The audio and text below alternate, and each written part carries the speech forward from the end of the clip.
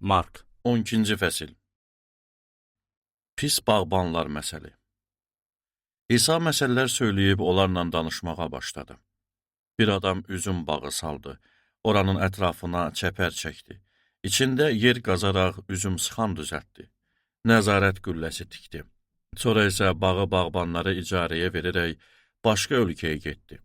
Məhsul vaxtı çatanda bağbanların yanına bir qul göndərdi ki, üzüm bağının məhsulundan bir qədərini onlardan alsın.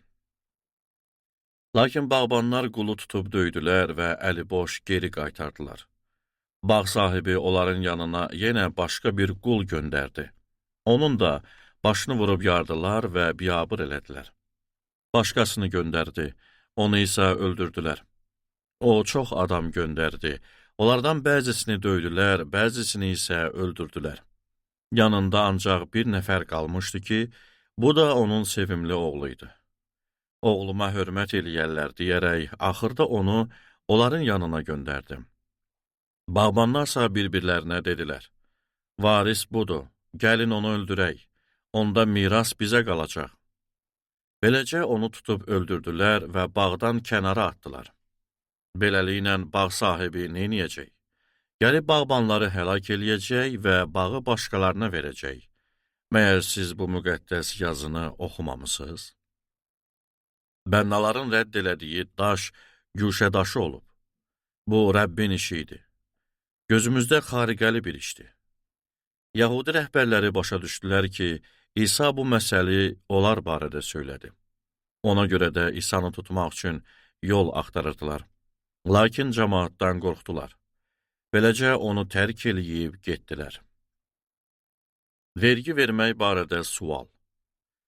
Sonra İsa'nın dediyi sözlərlə tələyə salmaq üçün fariseylərdən və hirodçulardan bəzisini onun yanına göndərdilər.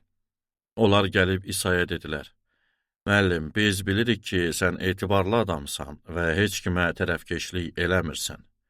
Çünki insanlar arasında fərq qoymursan və Allahın yolunu həqiqətə görə öyrədirsən.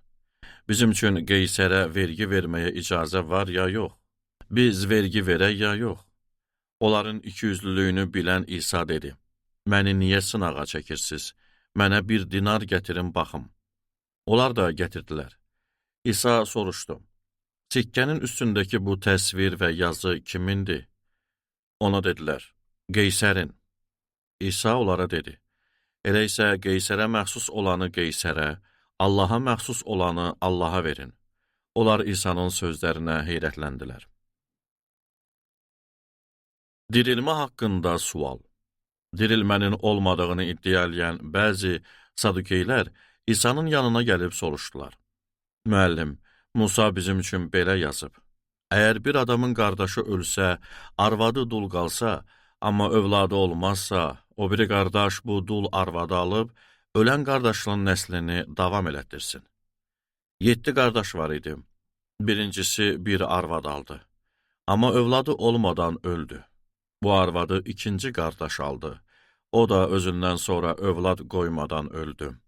Üçüncüsü də hətta 7-cisinə qədər belə elədi. Amma övladı olmadan öldü. Hamısından sonra bu qadın da öldü. Qiyamət günündə ölülər diriləndə bu qadın onlardan hansının arvadı olacaq? Çünki 7 qardaşın 7-si də bu qadını almışdı. İsa onlara belə cavab verdi. Nə müqəddəs yazıları, nə də Allahın qüdrətini bilirsiniz. Yanılmanıza səbəb bu deyilmi? İnsanlar ölülər arasından diriləndə nə evlənir, nə də ərə gedirlər. Ancaq səmadakı mələklər kimi olurlar. Bəs ölülərin dirildiyinə gəlincə, Musanın kitabındakı kolla bağlı əhvalatda Allahın necə ona mən İbrahimin Allahı, İshaqın Allahı və Yaqubun Allahıyam dediyini oxumamısınızmı? Allah ölülərin deyil, dirilərin Allahıdır. Beləliklə siz çox yanılırsınız.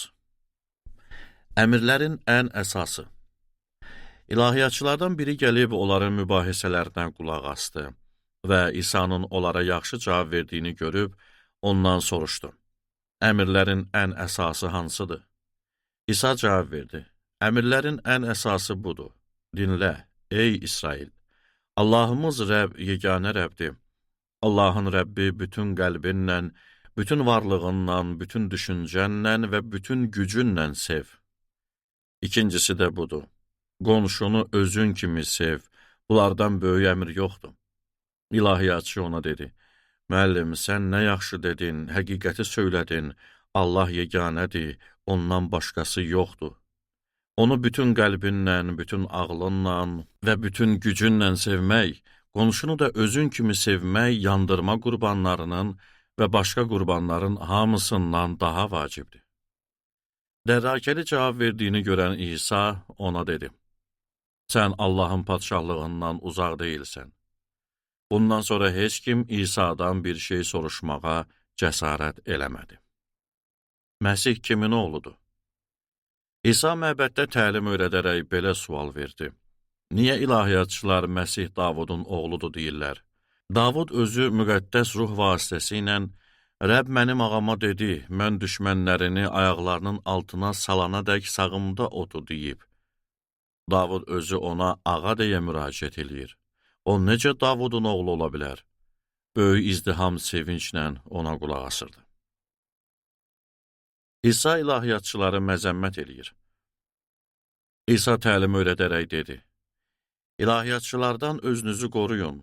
Onlar uzun paltarlarda gəzməyi, bazar meydanlarında salam almağı, sinagoglarda baş kürsüləri, ziyafətlərdə yuxarı başı tutmağı xoşlayarlar.